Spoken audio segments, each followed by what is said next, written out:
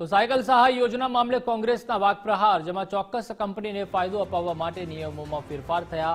નિયમોમાં ફેરફાર બાદ હલકી કક્ષાની સાયકલ મોકલાઈ તેવું અમિત ચાવડાએ કહ્યું. સાયકલની ગુણવત્તા યોગ્ય ન હોવાનો લેબનો રિપોર્ટ આવ્યો છે. 16 જુલાઈએ કોંગ્રેસે મુખ્યમંત્રીને તપાસ માટે રજૂઆત કરી હતી.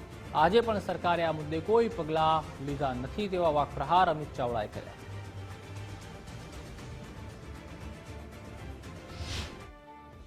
ગુજરાતમાં ગ્રામ્ય વિસ્તારમાં જે આપણી દીકરીઓ દૂર દૂરથી અભ્યાસ કરવા માટે સ્કૂલે જાય છે, એ ધોરણ 9ની દીકરીઓને સાયકલ આપવાની યોજના એટલે સરસ્વતી સાધના યોજના છે.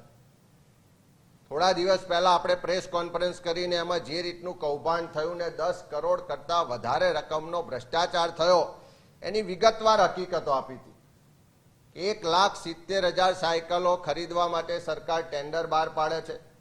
ટેન્ડરમાં માનીતી કંપનીઓને ફાયદો કરાવવા માટે એમના જે સાયકલના સ્પેસિફિકેશન છે, ટેન્ડરની શરતો છે, બદલવામાં આવે છે.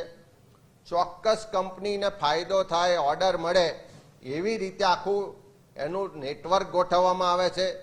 તમામ અભિપ્રાયો અને નીચેના અધિકારીઓના વાંધાઓને ઓવર રૂલ કરીને આ કોન્ટ્રાક્ટ આપવામાં આવે છે.